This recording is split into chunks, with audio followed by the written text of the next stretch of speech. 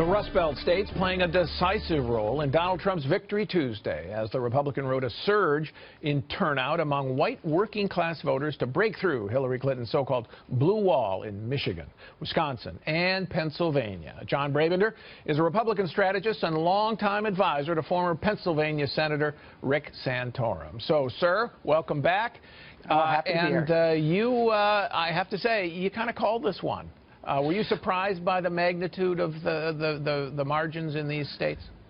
Not totally surprised. For one reason is I was doing a lot of races in these states. So I was seeing sort of micro polls, if you will, state Senate races, congressional races, and even some of the Senate races. And clearly there was one thing coming out. One is I did believe there was an undercount of votes in these polls for Trump. And the reason is if you're a union member, a blue-collar conservative Democrat, right, you're not necessarily going to tell somebody who you don't know on the phone that I'm voting for Donald Trump. And so I did believe that that was being underestimated. Number two is we were seeing a different enthusiasm level for Trump's pro-Trump voters versus pro-Clinton voters.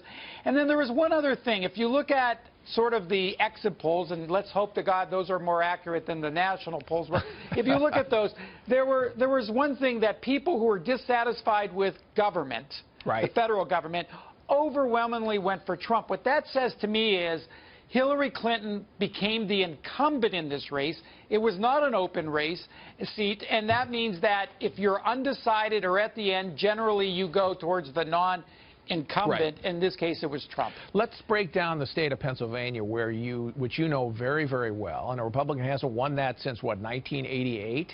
So a very long time. Now, how did Trump do it if you look at the state demographically? We talked for weeks about how he was struggling in the Philadelphia suburbs. How did he do there?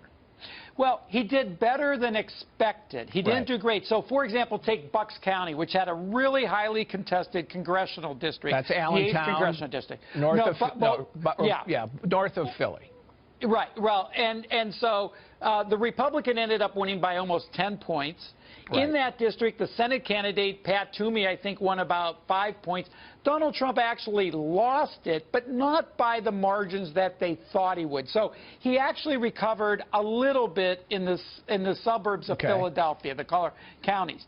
But then in the West, he started to roll up big numbers. A good example is Erie County. And that's in the far west near Ohio. Right on the lake. And they have not voted for a Republican for president since 1984.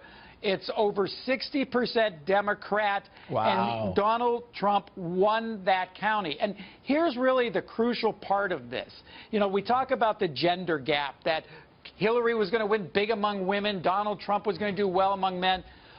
Non-college educated white women voted for Donald Trump, I think on the national level, at 62%. In these Rust Belt states, he won by big margins among sort of these blue-collar, who are oftentimes conservative, but working mothers, in a sense. And I think that was the whole difference of the game, and I think as they do more analysis, they're going to understand that you cannot paint a broad brush and say, you know, here's how the female vote or the male vote's going to go. You have to look much more granular than that. Is this a revival of the Reagan coalition of kind of blue-collar voters who used to be Democrats with the traditional college-educated Republicans? Yeah, here's the interesting thing. These are the sons and daughters of what we would have called as Reagan Democrats. Right. And what's interesting is their votes are very fluid, and they have not become pro-Republican. Let's be clear on this. They think both parties have left them on the economic battlefield. They think both parties have let them down, and they think Washington is basically corrupt. Right. And so when Donald Trump is talking about trade and immigration and even Obamacare, these are music to their ears, and they resonated based on that. And the biggest strategic mistake I think Hillary Clinton made is she took these voters for granted. Okay, so was there a turnout problem for her among minority voters, particularly in Philadelphia? Because it's usually in Philadelphia and Pittsburgh where Democrats roll up the big numbers to overwhelm Republicans in the rest of the state. Was there a lack of enthusiasm for her there compared to Obama?